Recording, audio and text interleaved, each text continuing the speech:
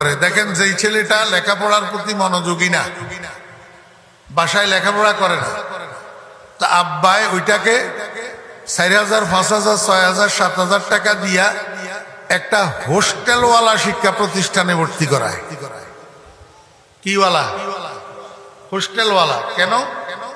যে হোস্টেলের মধ্যে 8-10টা ছাত্র যখন লেখাপড়া করবে, তাদের দেখায় দেখায় এই পোলাটাও কিছু লেখাপড়া করবে।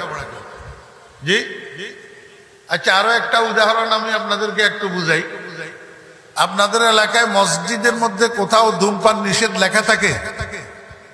কথা কয় না, কথা বুঝেন, ভাষা বুঝেন। মসজিদের মধ্যে ধূমপান নিষেধ লেখা থাকে, কিন্তু মসজিদের মধ্যে কেউ ধূমপান করে? বাসের মধ্যে ধূমপান নিষেধ লেখা থাকে? জি, এখন বর্তমানে হয়তো কম থাকে, এক সময় তো বাসের মধ্যে লেখা থাকতো যানবাহন আইনের 93 ধারা, যানবাহনে ধূমপান করা নিষেধ, যানবাহনে ধূমপান করলে যানবাহন থেকে নামিয়ে দিন। আপনারা মনে হয় কেউ দেখেন নাই?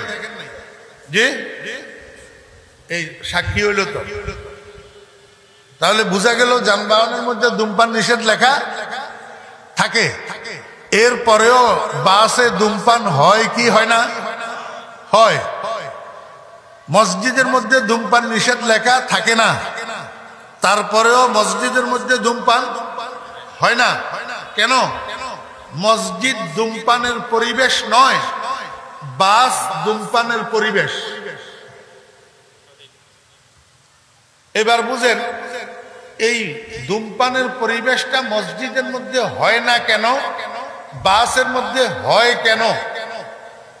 দেখেন, মসজিদের মধ্যে একজন ইমাম থাকে, একজন মুয়াজ্জিন থাকে, আর কিছু মুক্তাদি থাকে। বাসের মধ্যেও একজন ইমাম থাকে, একজন মুয়াজ্জিন থাকে, আর কিছু মুক্তাদি থাকে। আপনারা আমাকে বলেন, হুজুর বুঝাই দেন, বুঝলাম না। ইমাম শব্দের অর্থ কি? না, ইমাম শব্দের অর্থ হলো সামনের মানুষ। আরে আবিধানিক অর্থে বলে, ইমাম শব্দের অর্থ সামনের মানুষ। ইমাম শব্দের অর্থ কি? যদি আমার ভুল হয় আলেমেরা বলেন। ইমাম শব্দের অর্থ সামনের মানুষ। মসজিদের ইমাম সাহেবকে ইমাম বলে কেন? উনি সবার সামনে থাকে। তো বাসের ড্রাইভার কোথায় থাকে? পিছনে। সামনের মানুষ না? এই অর্থে ড্রাইভারও ইমাম না। আচ্ছা, মুয়াজ্জিন শব্দের অর্থ কি? আহ্বানকারী। মুয়াজ্জিন শব্দের অর্থ কি? আহ্বানকারী, যে মানুষেরা ডাকে, হাইয়া আলাস সালাহ, নামাজের জন্য আসো আসো, ডাকেনি? তো বাসের হেল্পাররা কি করে? কুমিল্লা কুমিল্লা কুমিল্লা কুমিল্লা কুমিল্লা, চট্টগ্রাম চট্টগ্রাম চট্টগ্রাম, ডাকেনি? তাহলে আহ্বান করার অর্থে মসজিদেরটা যেরকম মুয়াজ্জিন, বাসেরটাও কি মুয়াজ্জিন। তাহলে ওইখানেও একজন ইমাম আছে, এখানেও একজন ইমাম আছে, ওইখানেও একজন মুয়াজ্জিন আছে, এখানেও একজন কি আছে? মুয়াজ্জিন আছে। মুক্তাদি শব্দের অর্থ হলো অনুসারী। কথা কয় না। মুক্তাদি শব্দের অর্থ কি? অনুসারী। তো মসজিদের মধ্যে মুক্তাদি যারা, এরা ইমাম সাহেবের অনুসরণ করে। ইমাম সাহেব আল্লাহু আকবার কই রুকুত গেলে পিছনেওয়ালারাও রুকুত যায়।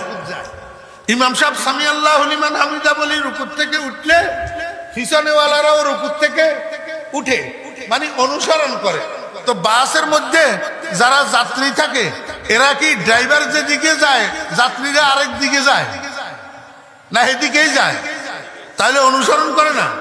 তাহলে এই অর্থে যাত্রীরা মুক্তাদি। মুসল্লি বলিয়েন না, মুসল্লি বললে গুনাহ হবে। মুক্তাদি, অনুসারী। তাহলে এবার বুঝে থাকলে বলুন, এখানেও 3 জন, সেখানেও 3 জন, একজন ইমাম, একজন মুয়াজ্জিন, একজন মুক্তাদি, একজন বা একাধিক মুক্তাদি। এখন মসজিদের ইমাম সাহেব জীবনেও কোনোদিন মুয়াজ্জিন সাহেবের কয় না, এই মুয়াজ্জিন সাহেব একটা সিগারেট ধরা। আপনাদের এলাকার মসজিদের ইমাম সাহেবেরা কয়নি? কয় না। আর মসজিদের মুয়াজ্জিনেরা ইমামের ছাত্র হয় না। সব মসজিদের মুয়াজ্জিনেরা ইমামের কিনা ছাত্র না, ইমাম সব মুয়াজ্জিনের ওস্তাদ না, কিন্তু বাসের ইমাম সাহেব যিনি, উনারে হেল্পারে ওস্তাদ সম্বোধন করে। কথা কয়, ওস্তাদ কয়নি, ড্রাইভারের কি কয়, ওস্তাদ কয়। এখন ওস্তাদ কত বেয়াদব, এবারে দেখতে পারেন ওস্তাদে গাড়ি সারি পোস্ট অফিস থেকে 1 কিলোমিটার যাইতে না যাইতে সাগরিদের কয়, আরে চল্লা একটা সিগারেট ধরা। কয়নি না, কয় না। এখন সাগরিদ কত বেয়াদব, এবার চিন্তা করেন, সাগরিদে সিগারেট ইয়া ধরাই, মনে মনে চিন্তা করে আমার ওস্তাদ তো হাত পাও ছাইরটা ব্যস্ত, ঠিক না বেঠিক? ড্রাইভারের হাত পাও ছাইরটা ব্যস্ত না, না অবসর? আমি ড্রাইভার, তো আমিও তো ড্রাইভার, আমি তো আমার নিজের গাড়ি নিজে চালাই। ড্রাইভারের হাত পাও ছাইরটা ব্যস্ত। এখন সাগরিদে মনে মনে চিন্তা করে, এত বড় লম্বা সিগারেট এটা আমার ওস্তাদে পুরাটা কেমনে টানবে, আমার নাম তো এমনিই হেল্পার, ওস্তাদের একটু হেল্প করি। তো সিগারেটের 3 ভাগের 1 ভাগ সাগরিদে টানে আর 2 ভাগ ওস্তাদের দে। কথা কয় না জি? এবারে পিছনে বসা অনুসারীরা, মুক্তাদিরা যখন দেখে ওমা ইমাম সাহেবেও টানে, মুয়াজ্জিন সাহেবেও টানে, তো আমরা আর কি দোষ করছি, আমরাও একটা একটা ধরাই। এই করেই বাসের মধ্যে এই ধূমপানের পরিবেশ তৈরি হয়। কথা বুঝছেন না, বুঝেন? পরিবেশে মানুষকে অনেক কিছু করতে কি করে, বাধ্য করে। এই জন্য আপনারা যারা মনোযোগ সহকারে শুনতে চান 2-4টা কথা, তাহলে এখানে এই শোনার পরিবেশ তৈরি করতে হবে। পরিবেশ হইল যার যার সামনে যেই খালি জায়গা আছে এইটা পূরণ করি, সামনের দিকে আসি, গায়ে গায়ে লাগি, সুন্নত মোতাবেক বসতে হবে।